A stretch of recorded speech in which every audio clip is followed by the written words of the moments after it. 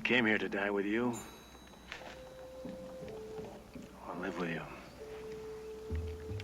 Dying ain't so hard for men like you and me. It's living that's hard. When all you've ever cared about has been butchered or raped. So in the opening minutes of 1976 is the Outlaw Josey Wales. Our titular hero has his entire family brutally killed and his home burnt to the ground by Union raiders. After being slashed across the face, he awakens and joins a posse of rebel guerrillas in vengeance. We're going up there and set things right.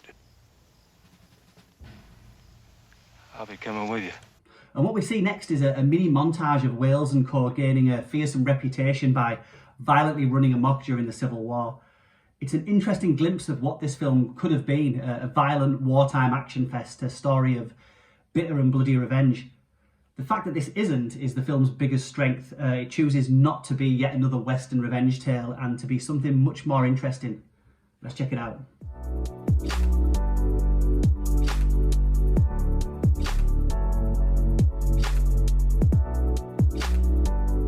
So with his family gone and the war coming to an end, Josie Wales has had enough of the fighting and is looking for a quiet life. He's got no interest in pledging allegiance to either side, but is forced into action when he sees his old comrades about to be fatally double-crossed. Terminus, Lion, Missouri, scum!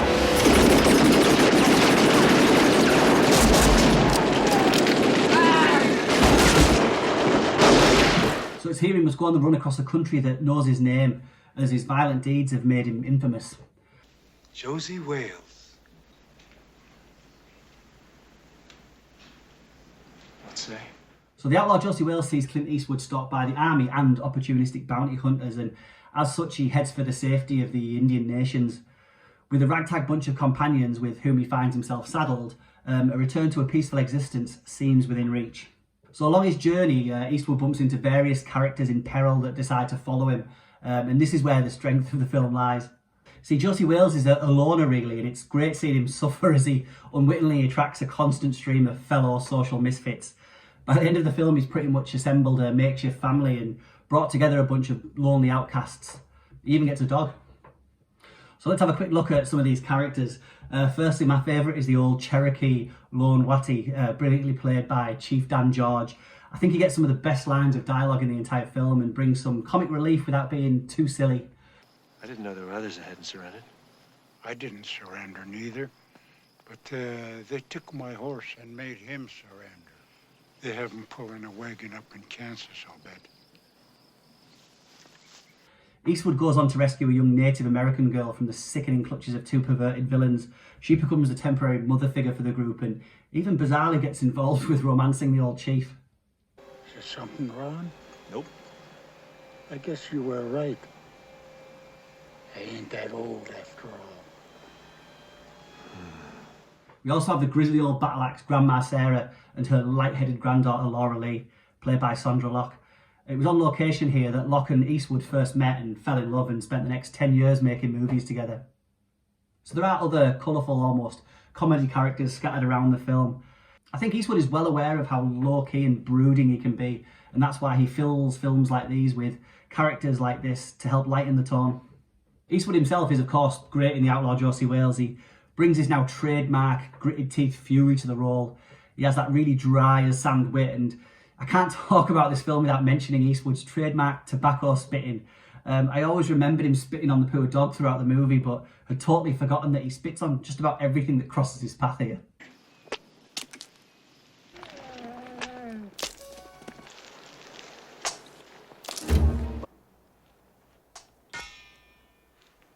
So outside of all that spitting, Eastwood brings some genuine depth to the role. It's not just another man with no name clone. I mean, he's of course handy with a couple of guns, but you really feel he's out for a quiet life. Now, I haven't spoken a great deal about the villains in the Outlaw Josey Wales, and really they don't matter too much. They exist to keep Josie on the move, but otherwise aren't particularly necessary. There is an eventual showdown of sorts, but it's a bit throwaway. From the early 60s onwards, Clint Eastwood was pretty much responsible for creating a very specific Western anti-hero, one that's been ripped off ever since and has passed into popular culture. When people think of Westerns or cowboys in general, it's probably Eastwood's roles that they come to. So the Outlaw Josey Wales was based on the novel The Rebel Outlaw Josey Wales by infamous racist Forrest Carter, who was actually a key Ku Klux Klan figure.